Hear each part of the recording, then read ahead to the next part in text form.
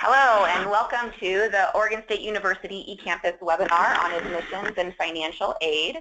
We've got a lot of information to cover today, so we're going to jump right in. I know that there's a lot of different points around the enrollment process that people have questions about, and I want to make sure that we have time to get to your questions. You'll notice at the bottom of this screen that text captions are available, so I'm going to leave this up for just one more second in case anybody would like to have the closed captioning service live. Also, this webinar is going to be recorded.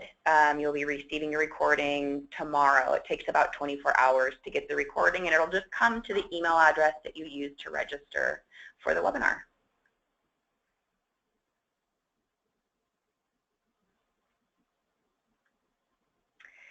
So today we have a couple of presenters here with us. My name is Amy Thies. I work in enrollment management for eCampus. I also have Angelique Lara with the Office of Admissions and Colin Arnold with Financial Aid and Scholarships. Each of them is going to present their own section on the areas that they're experts in. And before we jump into that, I do want to point out that there is a questions box on the right-hand side of your screen. If you have any questions throughout the webinar, go ahead and type them in there. I will save the questions until the end just so that we can make sure we get all the information out. If for any reason we are unable to respond to your question directly during this webinar, we'll send you an email tomorrow with a direct response.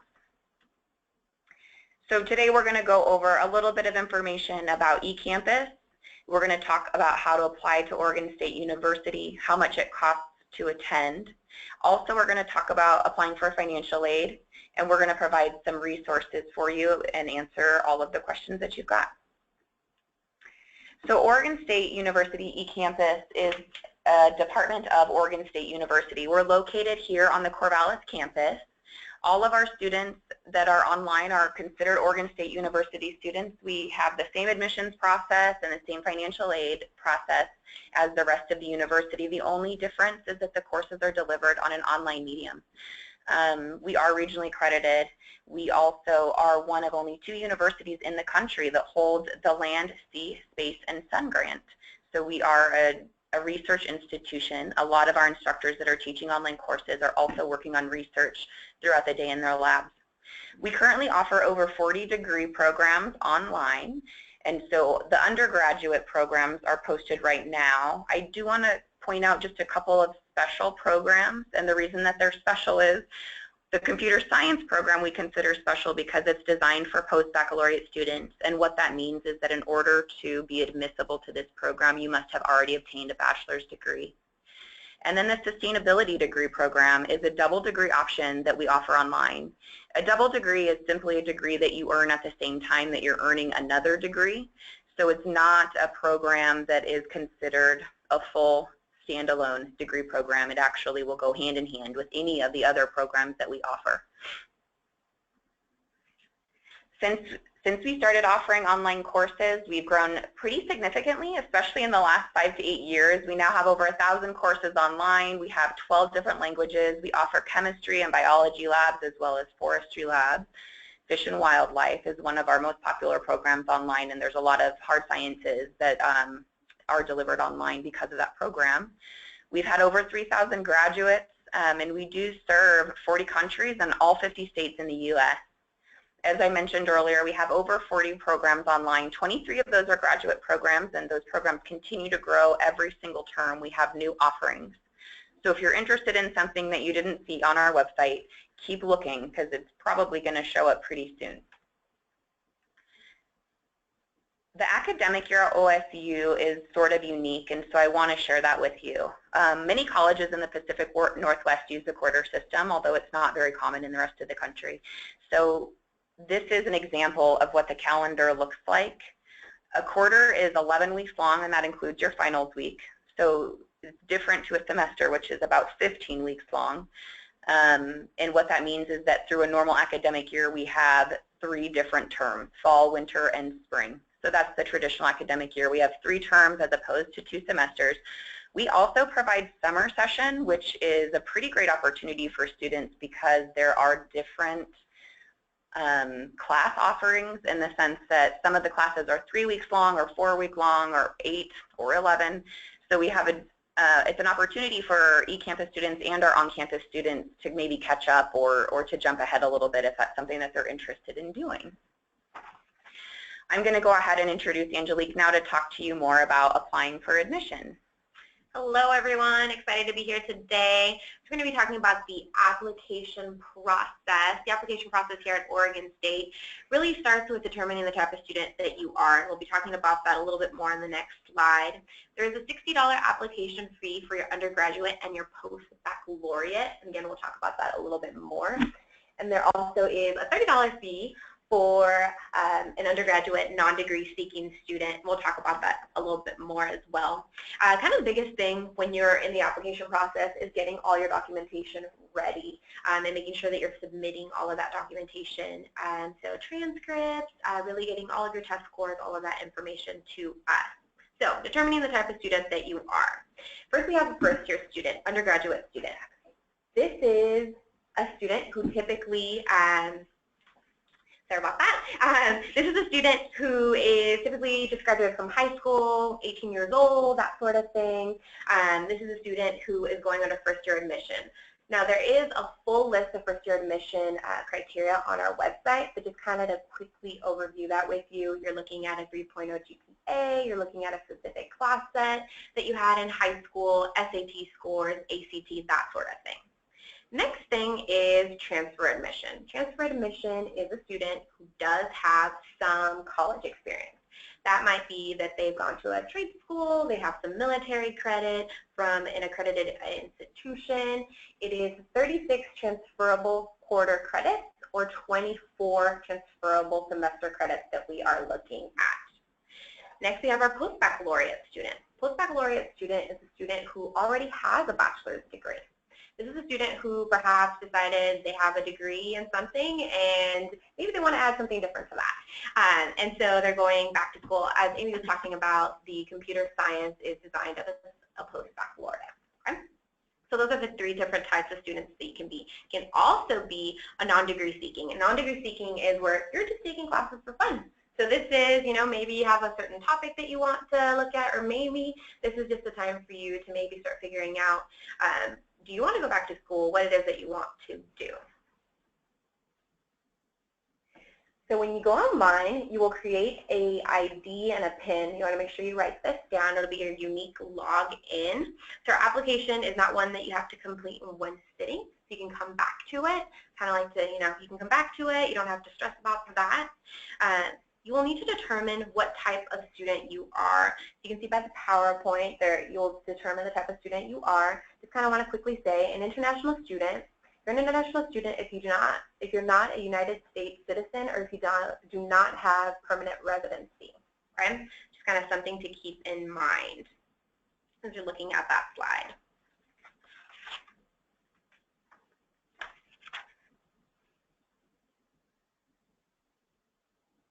Okay, so back to when I was talking about the application, I'm making sure that you get us all the documentation that we need so we can get your application going. So if it is your GED, your high school transcript, any institutions that you have been at previously that you have college credit at.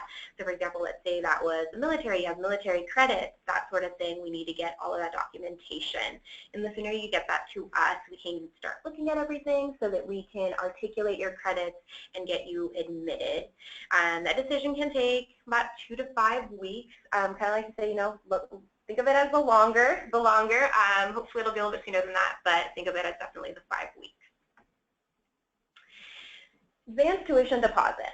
Your ATD is essentially you are committing to coming to Oregon State. So you're putting in a $200 deposit. This $200 deposit will go towards your tuition in the fall or whenever it is that you're starting. Does that make sense to everyone?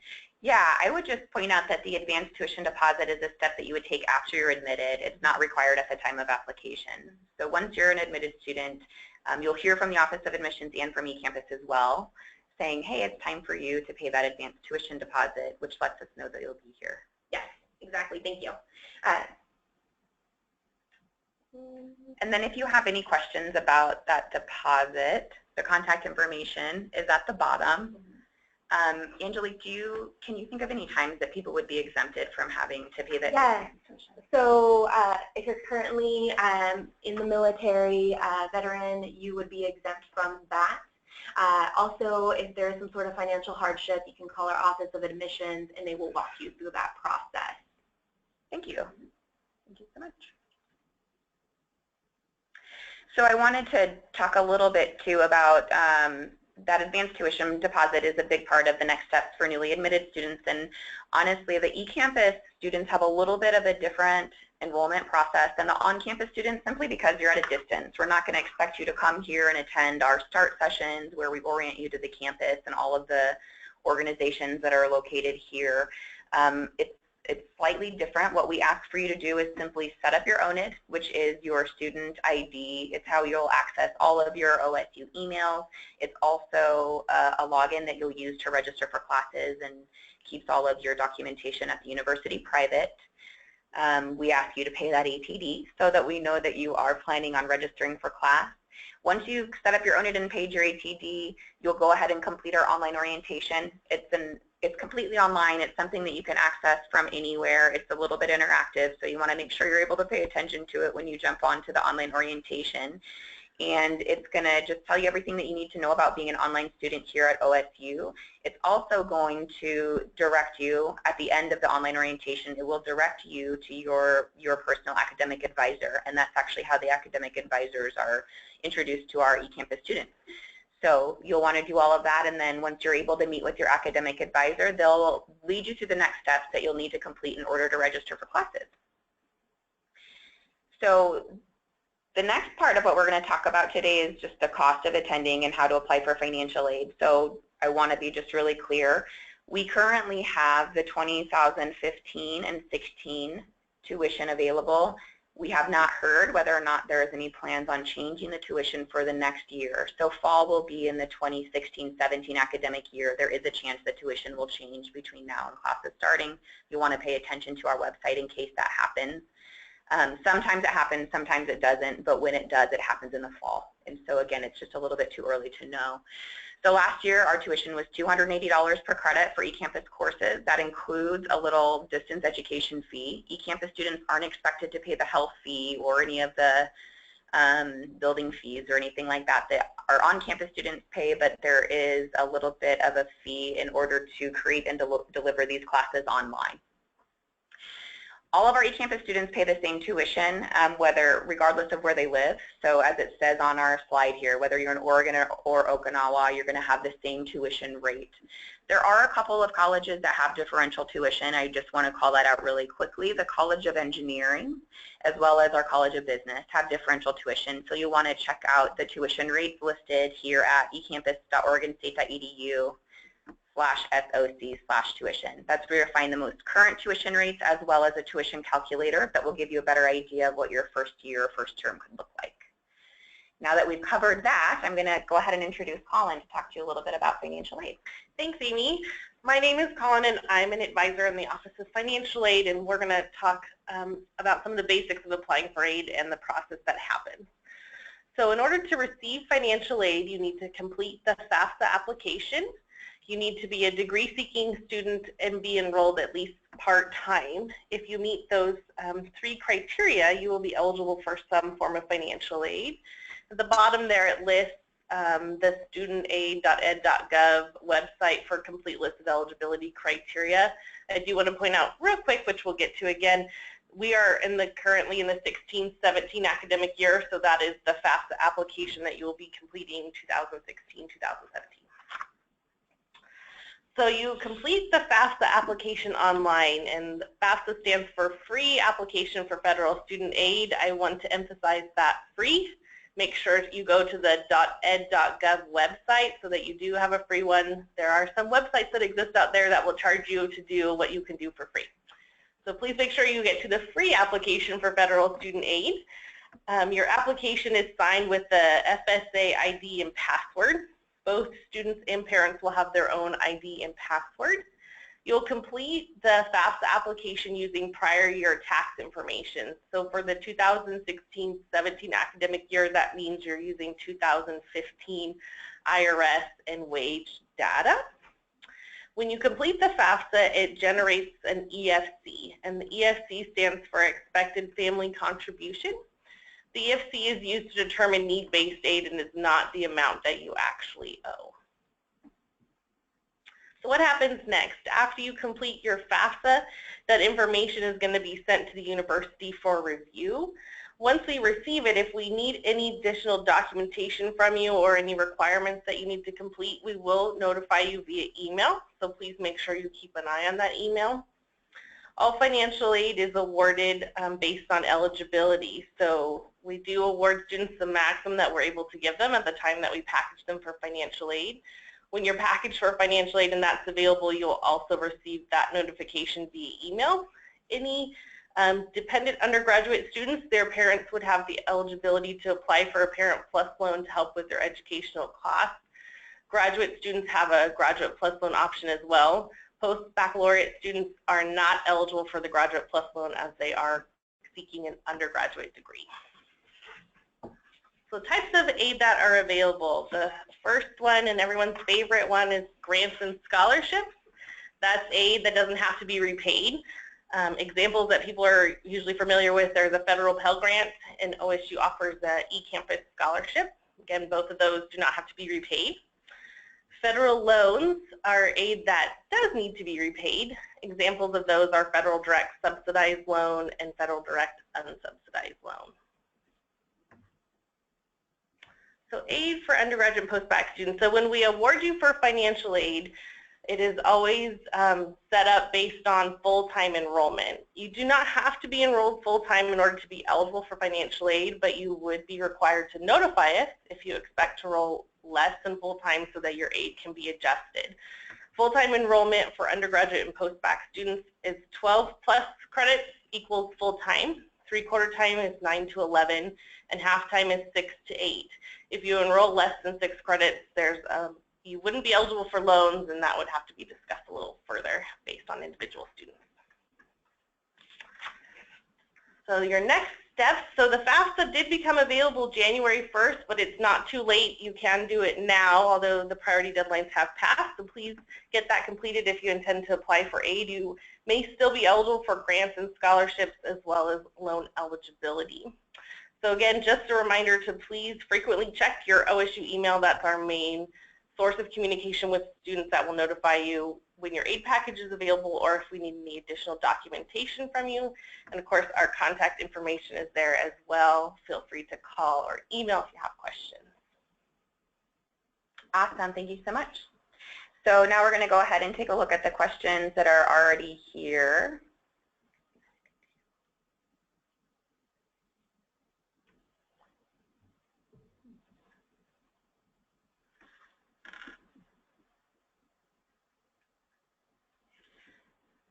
So one of the questions is whether or not there's out-of-state tuition for online programs from a person who is an out-of-state student, and the answer to that is there isn't actually a difference. For our online programs, the tuition rate is the same. It's charged by class, not by residency. So that your physical location isn't going to impact the tuition rate that you pay. And then, let's see, I've got a question here. It says, and Angelique, I think that you might be able to help with this question. The person says, I've noticed that there wasn't a form field for submitting auxiliary documents in the application. He was curious about submitting a cover letter statement. Is there an email that he can provide that type of information? So unfortunately, we receive so many applications, we're actually not able to take additional documentation such as cover letters. The written portion of our application that I kind of like to think of as a moment to shine is what we call our Insight resume. You can think of that as our written part of our application, and those are 6 short answer questions that go on topics such as leadership, the special interest topics, dealing with adversity, challenges, setting goals, that sort of thing. So you can kind of think of that as your cover letter. And they're 100 words each. You can actually Google Oregon State University Insight resume questions, and a PDF will pop up from the university. You can actually start looking at these questions and again, try to think of that as your cover letter. Thank you so much.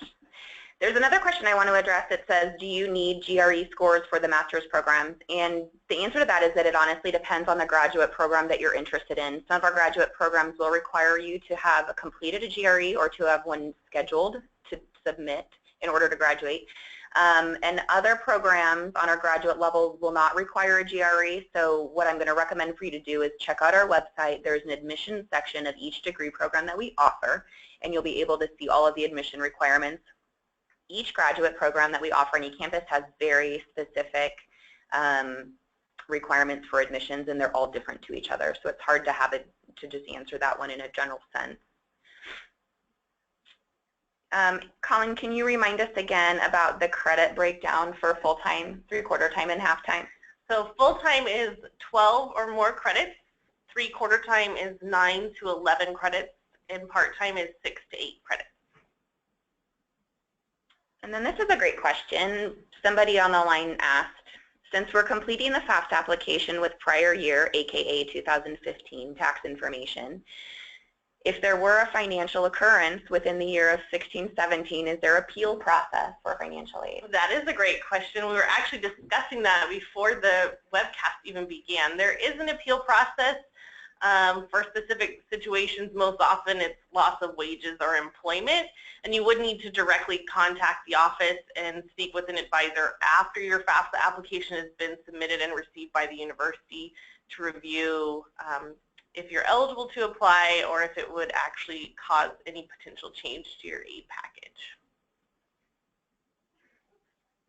Here's another interesting question. There's a student who says that they were a music major at a different university and they've completed 2 semesters, so about 1 year, but they're not sure whether or not those credits are transferable. So they're curious to how to find out about transferability, and I'm assuming in order to know if they should apply as a freshman or a transfer student. Yeah, so on our website we have a course articulation tool. And that course articulation tool, what you can do is you can put in all the previous institutions that you've and you can see if that course would transfer over to Oregon State. Now, just because it might not be on there doesn't mean that it might not. It just might mean that we haven't had a student who has it transferred from that institution. So you can go on that, and you can even Google, again, I'm back to Google, but you can always Google Oregon State University course articulation tools. But just on the eCampus website, as well as our regular website, you will find the course articulation tool website. And I actually put some resources on that note. I went ahead and put up some resources so that you at least can access the Office of Admissions site right away. And the course articulation tool is also linked to on the eCampus website. There's a great question here. It says, does OSU offer a post-bac in economics? All of the undergraduate programs that are available online are actually available to apply as a post-bac, with the exception of the sustainability, again, because that's not a standalone program. They don't accept post-bac students. But all of the 20 undergraduate programs that we offer online do accept post-baccalaureate students. I've got a couple of questions that I know that I'm going to respond directly. People have some specific questions about their admissions process and requirements. One great question here is whether or not the ATD is a requirement for non-degree seeking students. The ATD is not actually required for non-degree seeking students. For a non-degree seeking student, the process is a little bit more simple in the sense that you go ahead and apply.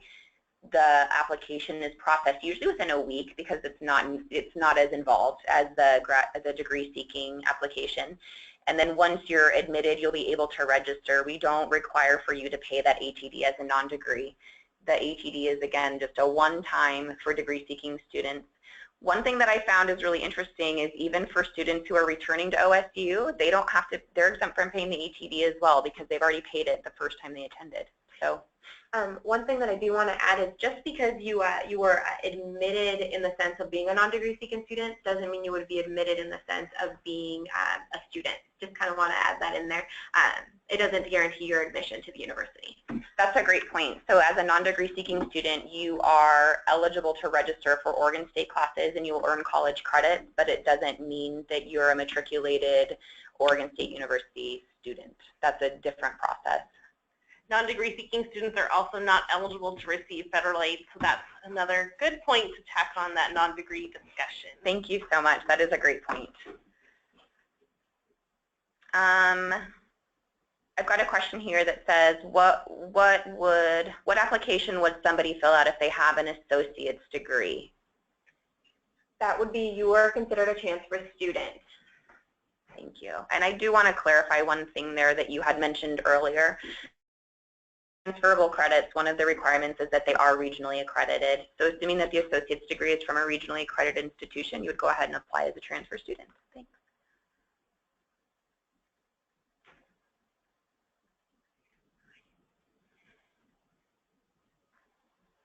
I've got another question here about the graduate program admission process. It says, how long should the statement of purpose be for graduate programs? The response to that is going to be dependent upon that specific major and that program that you're interested in. If you are on the eCampus website and you find the program, you'll find a contact for that college, meaning if you're looking at the Master of Natural Resources, Bodega Bashaw would be your contact for the College of Forestry. So I would recommend for you to touch base with the contact that's listed on our website and ask them any questions about the supplemental information that they're requesting in their application, just to make sure that you're giving them exactly what it is that they're looking for.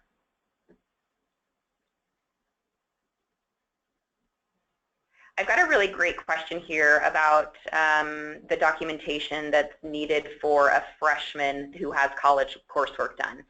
The question says, I have 21 credit hours. Do I need to submit transfer transcripts or college transcripts in a high school diploma? So that depends on, so if you were taking the classes in your high school, and let's say your high school automatically got those credits and they're in that transcript, then you only need to provide that transcript from your high school. But if for some reason those credits aren't attached to your high school diploma, you would need to also submit those at that transcript from whatever institution you receive those credits from. Perfect.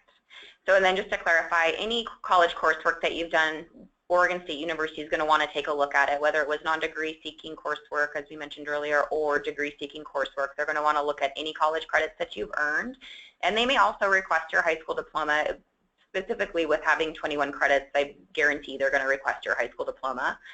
Sometimes even transfer students who have over 36 credits, sometimes the high school transcript will be requested. And the reason that they do that is they want to look at the algebra and the foreign language courses that you've taken in high school to see kind of where you fit into those different things. So if the Office of Admissions is requesting from you any documentation, I encourage you to go ahead and find it and submit it as soon as you can.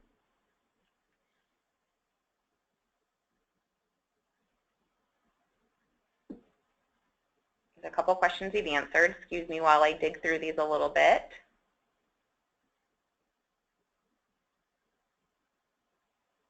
There's a question here about deadlines for graduate programs for fall term. Again, those graduate programs actually set up their own deadlines. So the graduate school says, you know what, we'd like you to have all of your documentation in a month before class starts. But some of the programs will say we want it actually 2 months before, or we'll accept it up to 2 weeks before. And it just depends on how their admissions process works and how many resources they have that are able to go through all the applications that they receive.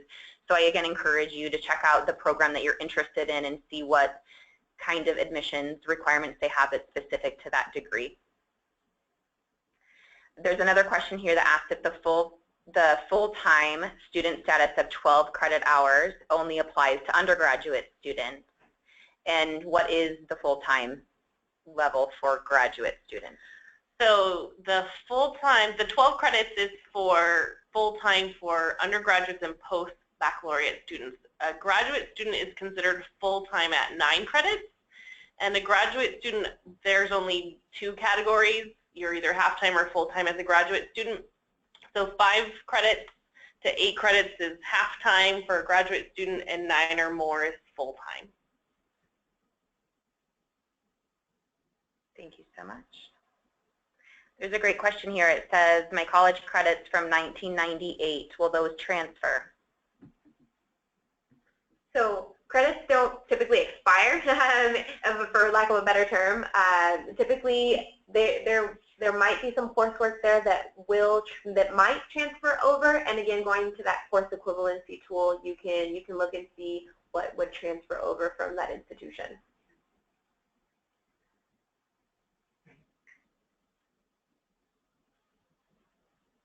There's another question that just asks, I have a lot of college coursework and I'm wondering how many credits will transfer. Again, that's something that you'll want to look at the tool for.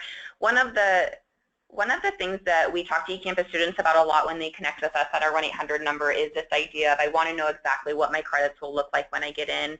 And I just want to clarify that part of the application process is reviewing all of those credits and whether or not they'll transfer into the university. Once a student's admitted, there's a whole other process that happens that says how many of these credits will go towards the specific degree program that they've requested.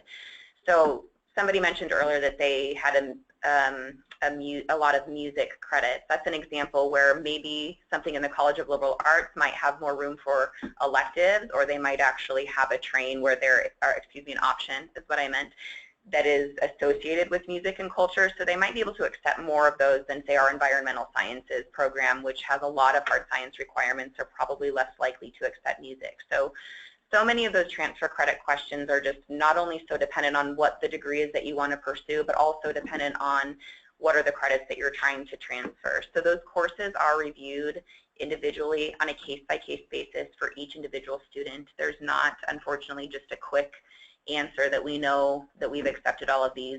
The tool that Angelique mentioned online is actually really pretty great. It shows all of the college all of the college courses that Oregon State University has accepted in the past. So it is the way that we're able to kind of share with prospective applicants what it might look like. And it's still unofficial because the review doesn't happen until you're admitted. And actually, once you've paid that ATD is what sparks that matriculation process. Somebody's wondering about the fisheries management certificate, whether or not it's eligible for FAFSA. Most of our graduate certificates are eligible for FAFSA. There is one that is not, and it's brand new. I don't know what it is off the top of my head, but I could find out if we needed to follow up. The fisheries management certificate is eligible for FAFSA. The newer one that's not is actually on our website. It states this is not a FAFSA eligible program, but generally all of the programs that we offer online are eligible for financial aid. This is a question, Angelique. I'm hoping that this is something you'll know off the top of your head. The question says, what is the policy on AP credits from high schools? Do they qualify as transfer credits to OSU? So they do transfer over as credits. On our website, we do have a tool that'll walk you through. If you got X on the test, this is the class that you will get here. We do take 3s. I know primarily there's a lot of 4s that we do take. Going back to those, they are considered college credits. Thank you so much. And here's another admissions question. Somebody's curious to know how they can send their previous coursework into OSU. Is it only by mail, or are there other ways? Yeah, it's by mail as well as electronically. Typically, you contact whatever institution you're needing your transcripts from, and they will automatically send those to us. Awesome, thank you. There's another question that asks whether the programs have a limit on the number of applicants that they'll accept. And they're specifically asking about the graduate programs. It's going to be dependent upon that graduate program. Some of them do have limits. Some of our graduate programs are designed to be cohorts, so they want to keep a group of people in the program in every single class together, and when they do that, they like to keep it a smaller course size. And with the undergraduate programs, I haven't seen them put a limit on how many people they would accept, because in general, they are able to meet the demand of online classes, but that is something that is, I mean, it's not impossible that at some point they would say we're not able to take any more because all of our classes are full. I haven't seen that happen, so I don't want to scare you and think that that's going to happen this year. That's not the case. It's just a matter of all of our courses are taught by OSU staff and faculty, so it's not something that we can just duplicate and have a robot teach. It does actually require individual people to come in and handle all of those classes individually.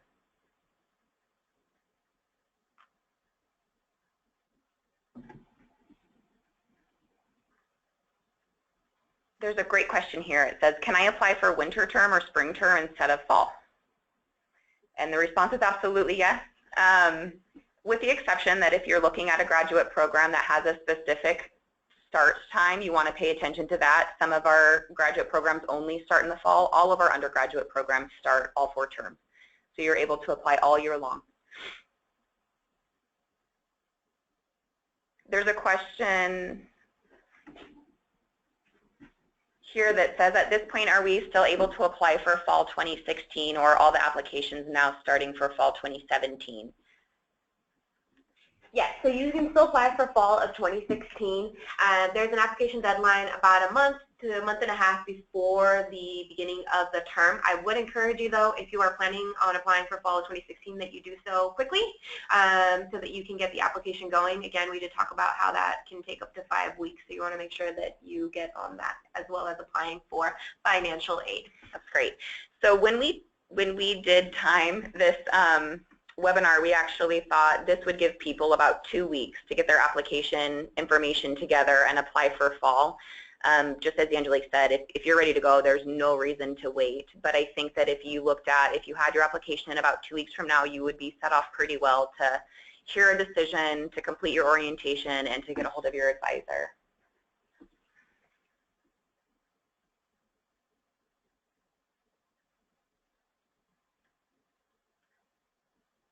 We've had somebody request that you repeat the information about the Insight resume. Yeah, so again, the easiest way to do this, you can Google, okay? Mine just said Google. Sometimes other search engines don't bring it up. It's Oregon State University Insight resume. So if you Google that, a PDF will actually pop up from Oregon State, and you can look at each one of the questions. And so again, these are going to be 6 different questions that are very behavioral based. So tell me about a time. So they'll go on subjects such as leadership, goals that you're setting, dealing with adversity. Now, it will tell you when you're applying that it is 100 words only, but it will let you write a lot more or a lot less. So that's kind of something to keep in mind when you are filling them out. But really, you know, I think the biggest thing with the Insight resume is that here at Oregon State, we really are a holistic approach to admissions. We want to know, you know, the whole picture. And this is really a great time for you to tell us about what has been going on. Thank you.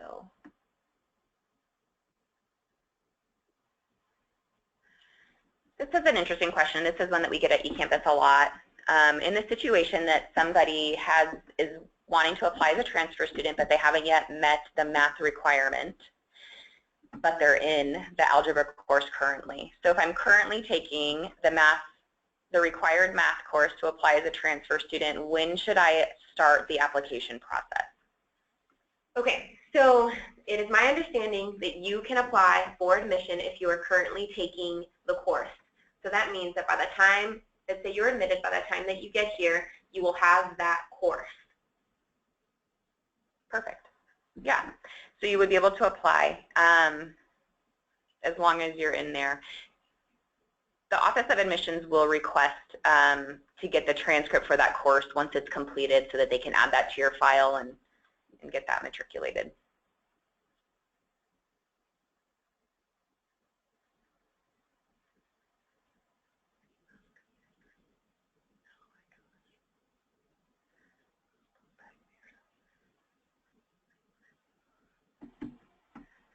So sort of related to that, if you are wanting to apply as a transfer student and you haven't met the math requirement yet, should you at least be enrolled in the math requirement somewhere? Yes, you need to be working towards that math requirement.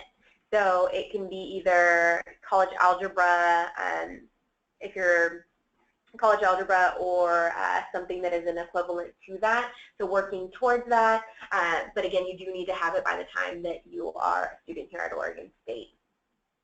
Thank you.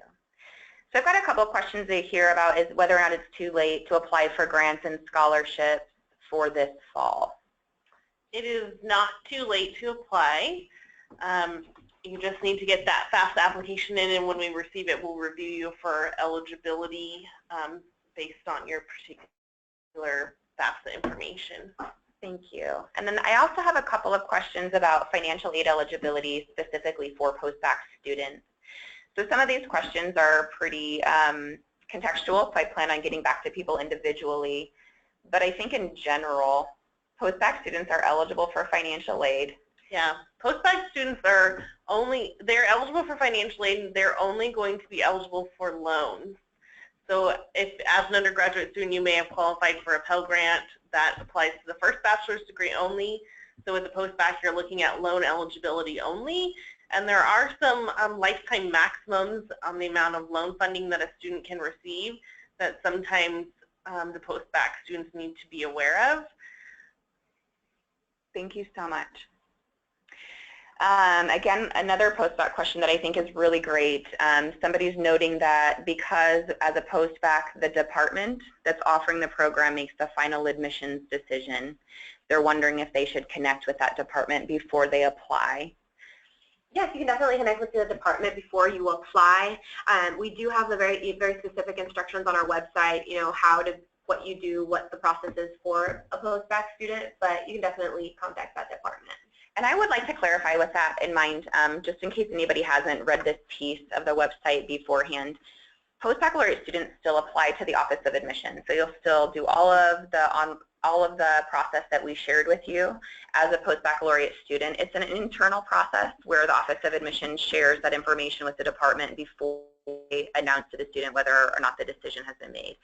So the Office of Admissions will still be processing everything. They're still going to need everything, and they'll be the ones contacting you to request information. Another person has asked if post-bac students have to take courses outside of the major.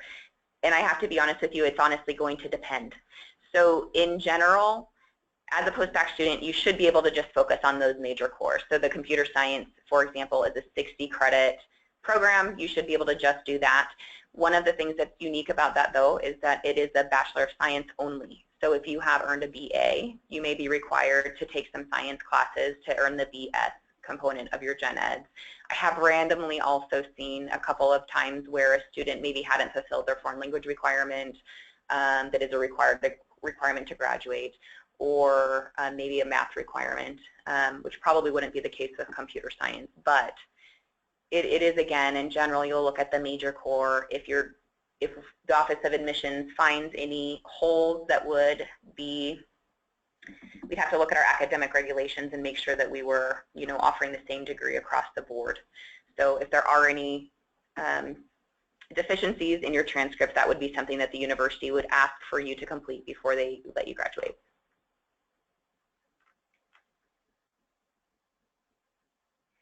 I've got another great question about the Insight resume. I don't know if this is even possible to rank the importance of an Insight resume. I mean, I'd certainly say you wouldn't want to apply without it. Yes, so I will tell you that I have seen students that have not been admitted because they haven't filled it out. Okay. I will tell you that. It's very holistic. We do look at the whole picture. Thank you so much. And somebody just wanted to clarify, it is absolutely true. The undergraduate degree programs start every single term. As I mentioned, we have over 1,000 classes online, so you can start at any time. Not every single course is offered every single term. So once you're admitted to the university, it's really important for you to connect with your advisor so that they can help you find a pathway of what classes you can register for each term and build that out. But you're absolutely able to be admitted during any term. Graduate programs is a different story. Somebody's curious to know whether or not they can use FAFSA money to purchase textbooks. You can use FAFSA money to purchase textbooks. The university compiles what's called a cost of attendance, which includes 4 components for tuition and fees, room and board, books and supplies, and personal miscellaneous. Sometimes it does throw the eCampus students that there's a component in there for room and board when you're not necessarily at the Corvallis campus, but you have to live somewhere while you're a student, so that's why that's included. However, I would preface that by all of your financial aid would first apply towards your bill at the university, so it's really going to depend if you have enough financial aid to cover your full bill and issue you a refund, which you could then use to purchase textbooks. Thank you so much. There's a question about double major. Double major is definitely an option here at Oregon State University, and that includes our online offerings. So one can double major. Oftentimes, a double major is just going to add time to your graduation, so it's up to you to decide if that's something that you want to do. I've been working with online students for about 8 years, and in my experience, many of them are wanting to complete the degree within, a 5-year period or so like that, and it just depends on how many classes you want to take. So when you do a double major, you're taking all of that second major's curriculum again, so you're just adding about 60 credits to your time, and it's a wonderful thing to do if it's going to help you with your career, if it's something that you have a heart for. I think it's definitely something to encourage you to do. Just consider that the time that it will take for you to complete it. And then there's another great question about the ATD. The question is the ATD a fixed amount or is it a specific percentage of tuition? It is a fixed amount. That is $200. Okay. So again, the ATD is not due until after you're admitted, and that it is a deposit, so that $200 deposit comes right off of your first term's tuition. You'll notice a $200 discount on that first term, if you will, but it's not really a discount. It's just because you've paid the deposit.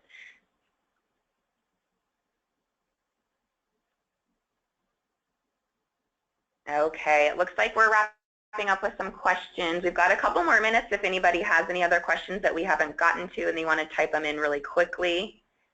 We'll be able to take that. If I haven't responded to your question already, it's because I'm planning on getting back to you personally.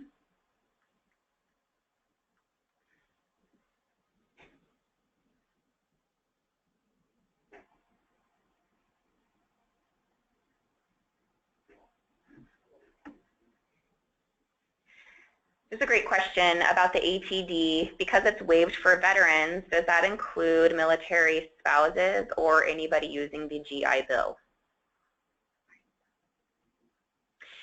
So, and that's we're actually going to have to get back to you on that one. I'm sorry. My understanding is that it is for active military and veterans, and that it doesn't include spouses and GI Bill, but we will, Julianne, go ahead and get back to you as soon as we confirm that.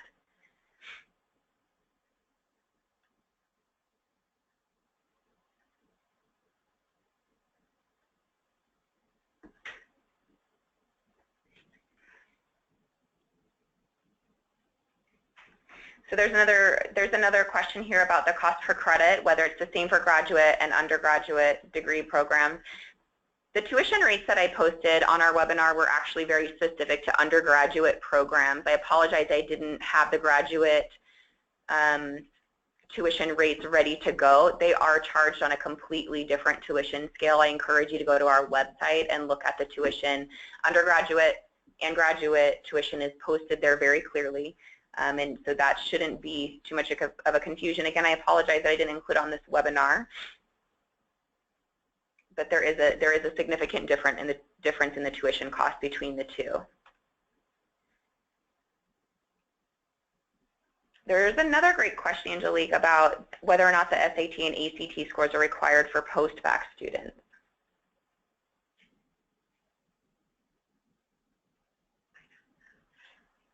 So the post-bac, yeah, and I think it's like a transfer. Yeah, it's not required. I don't think it hurts to send them in if you have them, where you can upload them, but it's not necessarily a requirement. Again, if you don't send them in, the Office of Admissions will ask for them if they need them to make a decision. Angelique had mentioned earlier that the admissions process is really holistic, so they try to look at everything that they can. So in a way, if you send them in, you're just giving yourself that one more opportunity for the admissions board to get an idea of who you are. But I think that they're not required for post-bac specifically.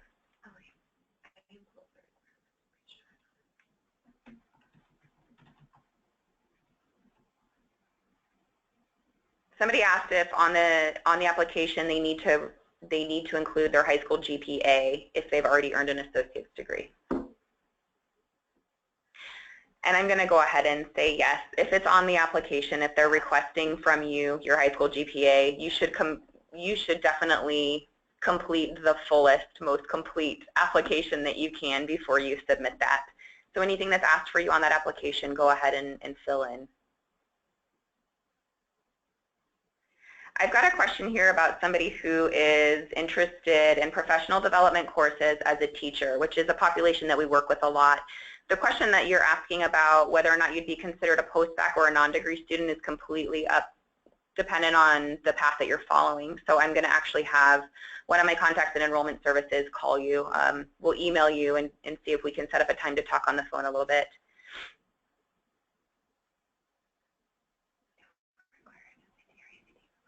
Okay, and we just confirmed, we looked on our website real quick, the SAT and ACT is not a requirement for post-bac applicants.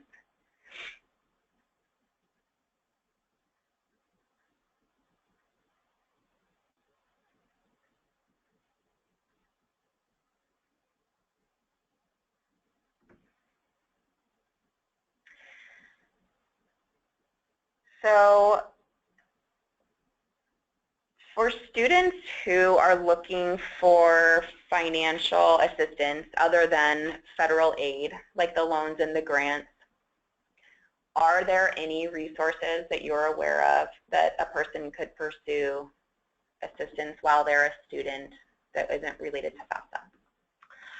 We don't have the manpower for that. I wish we did. A lot, you can, FAFSA is mainly what my office works with.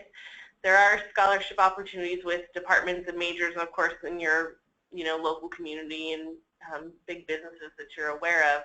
But, the time and energy put into scholarship applications typically pays off, but it does take a time commitment in order to get those applications done.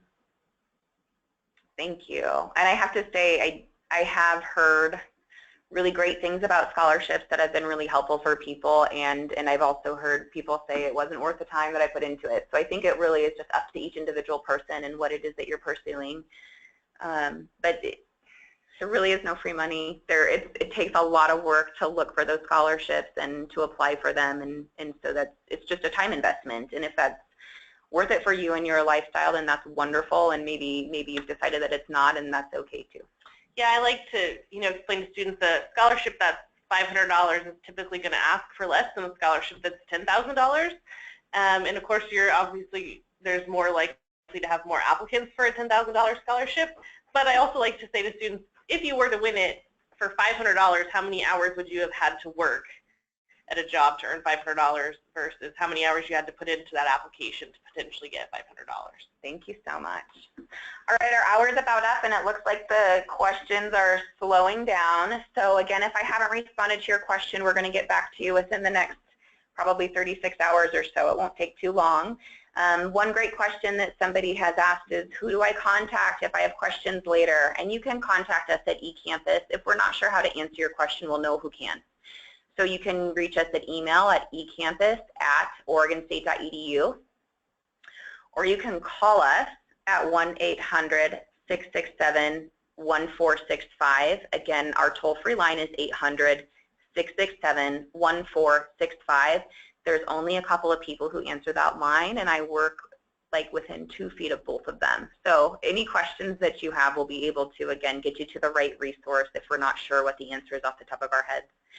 Thank you all for attending. Colin and Angelique, thank you so much for spending time with us today and fielding these questions. Yeah, thanks. Thank you. All right, thank you.